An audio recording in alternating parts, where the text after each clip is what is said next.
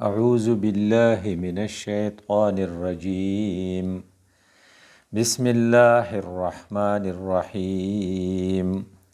يا أيها الذين آمنوا لا تخونوا الله والرسول وتخونوا أماناتكم وأنتم تعلمون واعلموا أنما أموالكم وأولادكم فتنة وأن الله عنده أجر عظيم. يا أيها الذين آمنوا لا تخونوا الله والرسول وتخونوا أماناتكم وأنتم تعلمون واعلموا أنما أموالكم وأولادكم فتنة وأن الله عنده أجر عظيم. صدق الله مولانا العظيم. رب اشرح لي صدري ويسر لي أمري واحلل عقدة من لساني يفقه قولي. اللهم صل على محمد وعلى آل محمد كما صليت على إبراهيم وعلى آل إبراهيم إنك حميد مجيد. د نن نه 19 ورځې مخکې یعنې په 9 مئی 2023 باندې په پاکستان کې پاکستانی قوم داسې حرکات وکړو چې د ټولې دنیا ته د پاکستانی قوم سر د شرم نه جوکاو شو، د خجالت نه جوکاو شو او ټول پاکستانی قوم ټولې دنیا ته او خپل خالق ته شرمنده دی. دې ته وایي پاکستان کې په تاریخ کې بلیک ډے دی، د غم ورځ ده. د دې نه مخکې تقریبا 50 سال پهلے یعنی نیمه صدۍ پهلے په 1971 کې په دسمبر کې په پاکستان غټ غم راغلی او ځکه چې 2 ټوکړې شوی او د هغې نه پس بل غټ غم دا راغی چې پاکستانی قوم دا شو کړه چې منګه د پاکستان ته لا تر اوسه پورې خپل ملک نه دی ویلی. د دې وجې نه پاکستانی قوم ډنډې راواغستې او د کور کمانډر لاهور په کورې حمله وکړه او هر څه مات کړل. په دې هغې ته ځان بد نه ښکارېدو. په GHQ یې حمله وکړه، په دې ورته ځان بد نه ښکارېدو. د میانوالي کې د جهاز ماډل چې هغه د پاکستانی افواجو امام علم مرحوم یادو چې هغه د پاکستان د سرحداتو د حفاظت دپاره په دغې جهاز باندې ډیر شی جازونه راغورځولي وو او په تاریخ کې خپل نوم پرېښی و. هغه پاکستانی قوم توڑ پوڑ کو، ماتې کو او وورې ورته ورته کو. د پاکستانی قوم سر به د شرم نه کوز نه چې هغې په پیښور کې د بالاحصار په قلعه باندې حمله وکړه. نو بل طرف ته په سرګوده کې د شهداو یادګار مات کو. نو بل طرف ته په پیښور کې په ریډیو سټیشن حمله وکړه. نو په 13 کلونو کې جوړه شوې سوات ایکسپریس وے ټول پلازا تباه کړه. نو بل طرف ته په کراچۍ کې د رینجرز په چوکۍ حمله وکړه او هغه یې وسېزله. بل طرف ته په پنجاب کې په فیصل آباد کې د ISI په دفتر حمله وکړه او پښتنو په دې کې نمبر ځکه ووړ چې په KP کې د ایمبولنس نه پاکستانی خلقو مریض راکوز کو او ایمبولنس ته ورته کو او مریض د سړک په غاړه ولاړو او ایمبولنس یې جلته حوالیدو. او د ټولو نه د خفګان خبره دا وه چې د کرنل شیرخان انټرچینج خواته پښتانه وو، مسلمانان وو، پاکستانیان وو، په 3 صفتونو متصف وو. خو هغوی د غنمو ګېډۍ راواغستې او په سړک کې واچولې، ورې ورته کو. پولیس چې د انټرنل امن دپاره ریسپانسیبل دي د هغوی وینونه یې جلاو کړل او بل طرف ته د کور کمانډر وردي راواغسته، هغې ته یې ورته کو او د ټولو نه د شرم خبره دا وه چې د ریډیو پاکستان نه ګیټ وتښتاوه او بیا یې په 9000 روپۍ باندې په کباړ کې خرڅ کو. یو پرنده چې مور ورته وایي طاووس هغه یې وتښتاوه، په دې ورته ځان بد نه ښکارېدو. په پوجیانو باندې په ګټو ویشتو ورته ځان بد نه ښکارېدو. د عامو خلقو موټر سایکلې ته اور ورته کول په دې ورته ځان بد نه ښکارېدو. دا ټول کارونه چې پاکستانی قوم وکړل دا د اسلام خلاف مو، د انسانیت خلاف مو او د پاکستانیت خلاف مو. دا ځکه چې پاکستانی سیاستدانانو خپل قوم لا بالکل تربیت نه دی ورکړی. پاکستانی سیاستدان د عام پاکستانی نه 3 څیزونه غواړي: ووټ ته غواړي، سپورټ ته غواړي او نوټ ته غواړي. وی چنده راکا دې ته نوټ وی، وی زما سره په جلوس کې لاړ شه دې ته سپورټ وی، وی سبا ووټونه دي ماله ووټ راکا. خو د دې ووټر په دې سیاستدان باندې دا حق چې د د تربیت انتظام وکړي چې امن پر امن مارچ ستوي او دهشتګردي او تخریب ستوي چې ردې فرق ورته وښي، قومي املاک ستوي، امانت ستوي، په امانتو کې خیانت ستوي. د دې دپاره تربیت هغه له پکارو. ما سوا د یو څو ډلو نه، د یو څو پارټو نه یو سیاستدان هم او یو سیاسي پارټي هم خپلو کارکنانو دپاره د تربیت څه پروګرام نه کوي. د دغې تربیت فقدانو چې د خلقو په ذهن کې دا وه او دی ثابته کړه چې دا ټول څیزونه چې دي د پاکستانی قوم نه دي بلکې دا د دشمن دي. گویا کې پاکستانی قوم په 9 مئی دا ثابته کړه چې زمونږ کریکټر ختم شو. and when character is lost everything is lost. کله چې ستا کردار ختم شي بیا هیڅ هم پاتې نشي. ته ویلی شي چې پاکستانی قوم دا کار ځکه کاو چې د هغوی دا خیالو چې موږ ته څوک څه ویلی نشي او چونکې موږ ته څوک نشي ویلی څه نو موږ نیولی نشي. او که موږ یې ونیوو نو جج او وکیل صاحب به زموږ ضمانت وکړي، موږ به رها شو. او که دا ونه شوه موږ رها نه شو نو زموږ د لیډر صاحب حکومت به راشي نو هغه به موږ بیا رها هم کړي او رها خو څه کوي موږ له به د MNA او د MPA ټیکټ هم راکړي او موږ به بیا سبا په اقتدار کې راشو. خو لیکن دې قوم ته دا پته نه وه چې زه دنیا ته دا خیم چې ما د خپل کور کمانډر د کور حفاظت نشم کولی نو زه به د اټمي اساسو څه حفاظت وکم. او زموږ اټمي اساسې په انسیف لاس کې ځکه دي چې یو سړی د خپل گورنر هاوس د بالاحصار قلعې او د ریډیو پاکستان چې د پاکستان د جوړېدو یوه نښه وه او د خپلې امام عالم د استعمال شده د طیارې د ماډل حفاظت نشي کولی، هغه به د اټمي اساسې څه حفاظت وکړي. وی دا ټولې خبرې پاکستانی قوم ځکه وکړې چې هغه دا خیال دی چې ما ته خپل لیډر خپله پارټي د اسلام نم زیاته خوږه ده او د پاکستان نم زیاته خوږه ده. گویا کې عملاً دې خلقو دا وښول چې موږ ته عزیز چې دی صرف خپل لیډر دی، موږ ته عزیز چې دی خپله پارټي ده، موږ ته خوږ نه پاکستان دی، نعوذ بالله نه اسلام دی او نه موږ دا پاکستان خپل مدر کنټري ګڼو. که دا موږ مدر کنټري ګڼلی نو د سلیمان علیه السلام په دربار کې چې په کوم ماشوم د 2 زنانو جنګو یوې وی زما بچی دی بل وی زما بچی دی نو سلیمان علیه السلام ولا فیصله کوله وی چاړه راوړی زه دواړو له نیموم. نو د کمې چې ایکچولی په حقیقت کې بچی و نو هغې چغه کړه وی دا زما بچی نه دی د دې دی نیموی ما. د دې دا مطلب دی چې د پاکستان دپاره هېڅوک داسې همدرد نه و چې ویلی چې یاره د ده دې شي اقتدار خیر دی دی خوشحاله شي خو پاکستان به ټوکړې کوو نه، دې ته به څه وایو نه. نو یو ته دا ثابته شوه چې موږ ته پاکستان کې دومره څوک نشته چې هغه ته پاکستان داسې عزیزي لکه څنګه چې د سلیمان علیه السلام په زمانه کې هغې مور ته خپل بچی عزیز و. او دا موږ ثابته کړه چې د سټیټ پراپرټي چې ده دا زمونږ پراپرټي نه ده، دا د دشمن پراپرټي ده او دې باندې چې کله زمونږ لاس بر شي نو د مال غنیمت په طور باندې به دا مونږه قربانو او دا به اخلو او دا به خپلو کورونو ته تښتو.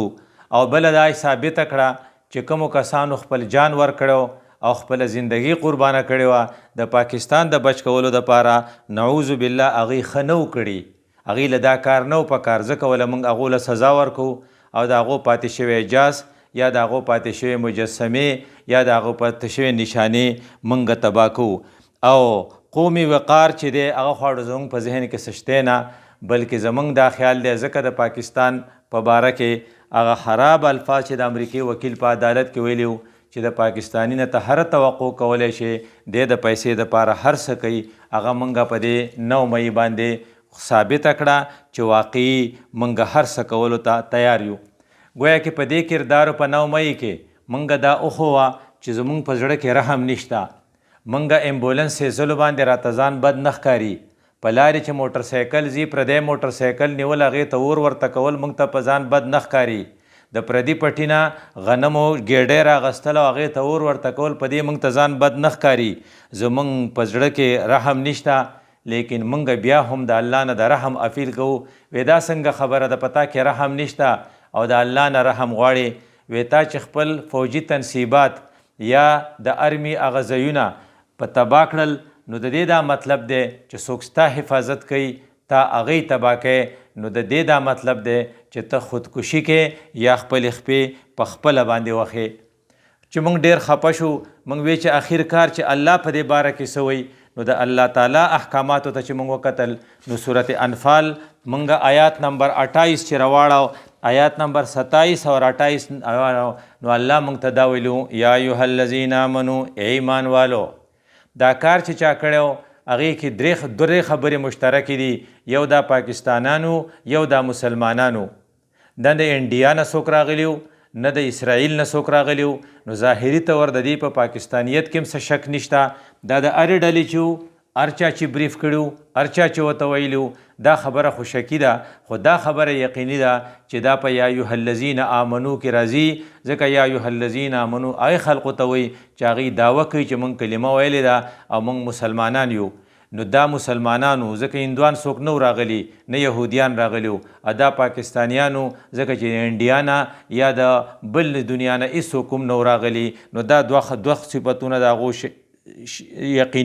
یقینا چې دیو. نو الله دې خلقو ته څه وایي، لا تخونوا الله والرسول وتخونوا اماناتکم، تاسو الله او د رسول سره خیانت مکوئ او په خپلو اپس کې چې ستاسو سره کم امانت څیزونه پراته دي په هغې کې خیانت مکوئ. وی دا څه دي؟ وی ستا سره چې کوم څیزونه پراته دي، نو که یو طرف ته ستا سره خواته ندی ده، نو دا خوړ دی، نو دا امانت دی، خو دا قومي امانت دی، نو دا بندی نه، ځکه د دې سره به سیلابونه راشي، ځکه لا تخونوا اماناتکم. وی ستا سره چې په مجلس کې چا خبره وکړه دا هم امانت دی. المجالس بالامانه، د دې ال به بل چاته نه وای، او ته چې په کور کې د خپلې ټبر سره کمې خبرې کې، هغه خبرې به په حجره کې نه کې، ځکه دا ستا د ټبر امانت دی. او په حجره کې چې د سړو کمې خبرې هغه خپلو ښځو ته نه کوې، ځکه دا یو امانت دی.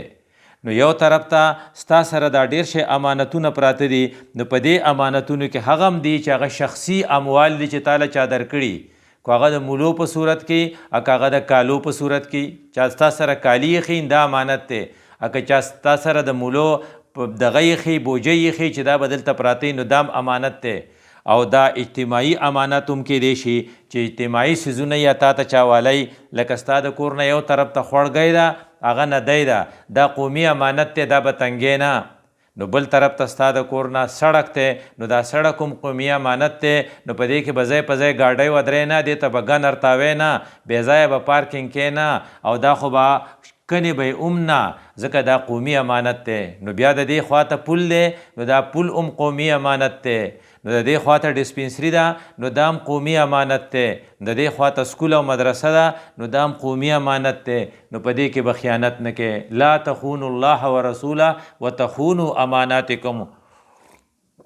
نو کومو خلقو چې سرکاري تنصیباتو ته نقصان رسولی، کو هغه ټول پلازه ده، کو هغه موټروی دی، کو هغه سرکاري عمارتونه دي، کو هغه د پولیس وین دی، کو هغه د فوجي ګاډی دی، کو هغه د کور کمانډر کور دی، او کو هغه د کور کمانډر وردی ده، دا ټول قومي امانتونه دي. نو دا قومي امانتونه ضایع کول چې دی ته خیانت وي.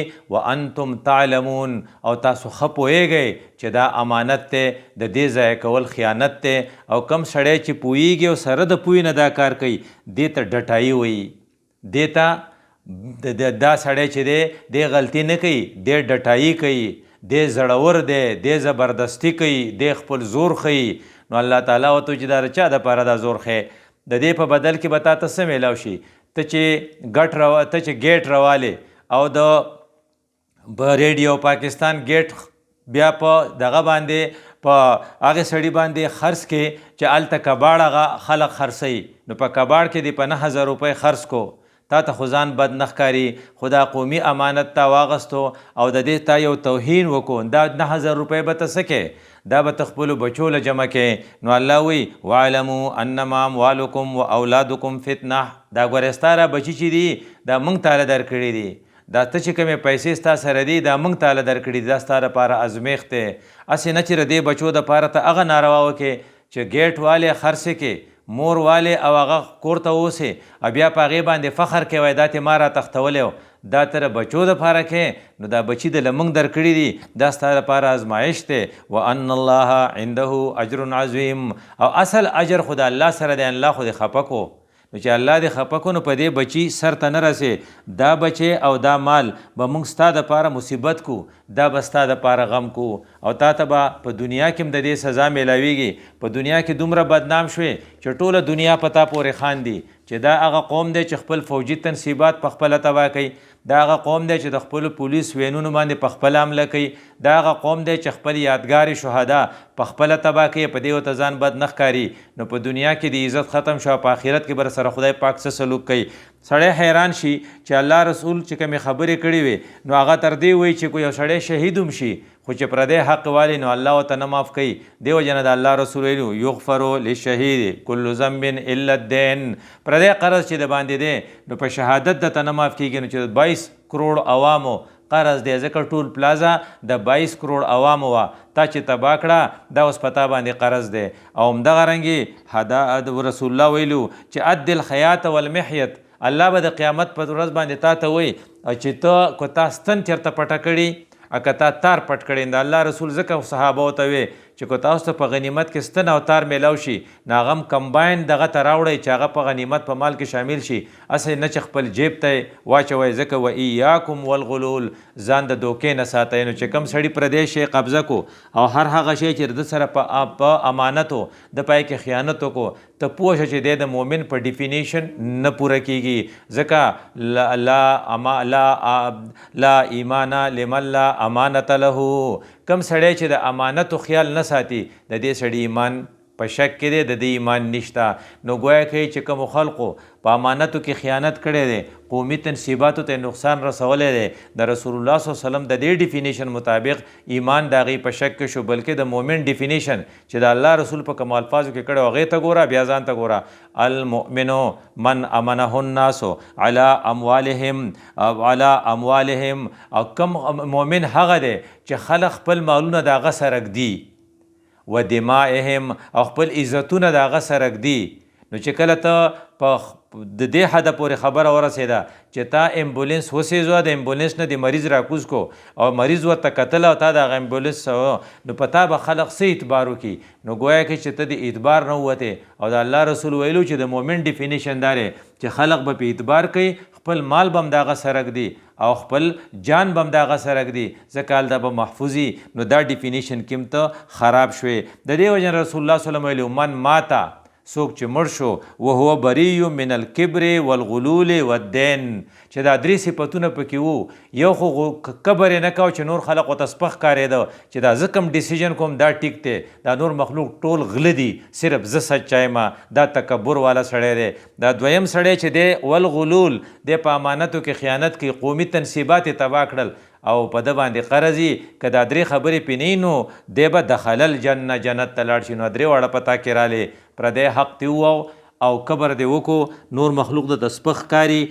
دا ډیفینیشن چې رسول الله ویلی چې دخل الجنه، نو په دنیا کې هم په شرمونو وشرمېدو او په آخرت کې هم د دخل الجنه هغه ریکوایرمنټ چې دریو چې په تا کې د کبر نه ته دې خیانت نه کې، په تا دې پردی قرض نه، نو تا خو د 22 کروړ عوامو خزانې ته دومره غټ نقصان ورساو چې دا ټوله اوس په تا قرض ده، تا ته چا ویلو چې ته دا چل کوه؟ نو جنت ته رتلو خو ډېر زیات ګران شو. او بیا دې تر پورې وایي چې دا امانت کې خیانت دومره خطرناک دی چې د قیامت په ورځ باندې به الله شهید ته وایي چې اد الامانه، تا چې په امانتو کې خیانت کړی نو هغه به اوس راوړې. نو ته سوچ وکړه چې کوم سړي ګیټ راوړی او هغه یې تختولی او هغه ګیټ یې په کباړ کې بیا خرڅ کړی، دې سړي ته چې وایي چې ګیټ راوړه. کم سړي چې مور تختولی او هغه پرنده یې تختولی وه او الله د قیامت په ورځو ته وایي چې هغه پرنده به اوس راوړې. او هغه سړی چې هغه موټر سایکل سیزلی او الله ورته وایي چې پردی موټر سایکل دې ورک کړی او به راوړې. کومو خلکو چې امبولنس سیزلی الله ورته وایي چې اوس هغه امبولنس راوړه، نو وایي دی به الله ته د قیامت په ورځ وایي چې یا الله دنیا خو تلې ده، زه یې د کوم ځای نه راوړم؟ نو الله به فرشتې ته وایي انطلق به الی الحاویه، دې پورې کندې ته بوځې، دا ټول څیزونه هلته پراته دي. غالبا هلته به د ریډیو پاکستان ګیټ هم پروت وي، هلته به د کور کمانډر وردي هم پرته وي، هلته کې به هغه امبولنس هم پروت وي کوم چې د سیزلی دی، او هلته کې به هغه موټر سایکل یې چې کوم د ده د وجې نه خرابې شوي دي، او کیدای شي چې د غنمو هغه ګېډۍ هم هلته پرتې وي کومې چې ده راغستې دي او اور یې ورته کړی دی، ځکه دی په ځان نه پوهېدو. نو دا به هلته پرتې نو الله به ورته وایي چې ورسره واله، دی به پسې هغې ته ور ودانګي او د هغې ښکته به یې د ښکتې نه به یې راوچت کړي. کیدای شي دا د ریډیو پاکستان ګیټ وي، کیدای شي چې دا د هغه دغه وردي، او کیدای شي چې دا د جناح هاوس هغه موري، او کیدای شي چې دا د غنمو هغه ګېډۍ وي، دی چې راوالي نو بره به یې راوړي، نو چې د سطحې ته یې راورسي نو بیا به ترې ورتاو شي او دی به پسې بیا ښکته لاړ شي. راوي ابن مسعود رضی الله عنه دی، روایت ته حضرت د بهیقي دی او هغې دا ویلي چې په ټول عمر به په ده داسې تېرېږي.